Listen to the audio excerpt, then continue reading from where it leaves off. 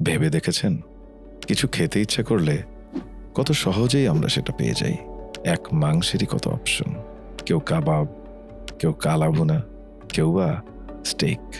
শত ধরনের খাবার 30 মিনিটেই আমাদের সামনে হাজির। ঠিক একই সময়ে শহর থেকে দূরে প্রান্তিক কোন এলাকায় কেউ কেউ অপেক্ষা করছে বছর ধরে এক টুকরো মাংসের আশায়। তাদের ঘরে প্রতিদিন চুলো জ্বলছে না, জুটছে না একবেলা একটু ভালো খাবার। পুরো একটা বছর অপেক্ষা করতে হয়। কবে ঈদ আসবে, কবে একটু ভালো খাবার খাওয়া যাবে।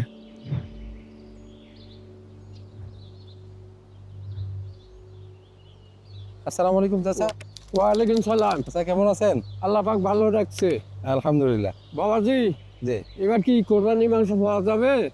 হ্যাঁ আমরা দেওয়ার চেষ্টা করবো, ইনশাল্লাহ দোয়া করি না। আচ্ছা, বছরে একবার গরুগ্রস্ত খাওয়ার সুযোগ হয় না কারো কারো, তো এই জন্য আমাদের এদিকে যদি একটা গরু দিতেন খুবই ভালো হতো।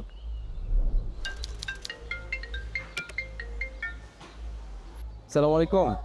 তাই প্রতি ঈদেই সরোবর আয়োজন করে উদিয়া, যেখানে আপনাদের অংশগ্রহণে কুরবানির গরু কেনা হয়।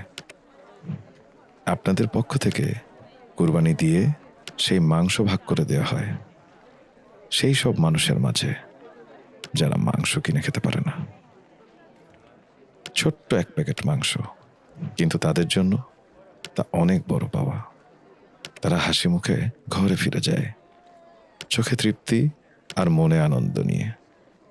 আজ তারা মন ভরে খাবে, খাওয়া শেষে দোয়া করবে আপনার আমার জন্য।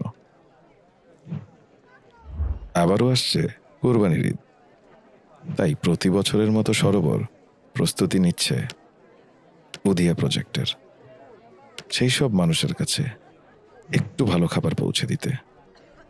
আপনি থাকছেন তো আমাদের সাথে?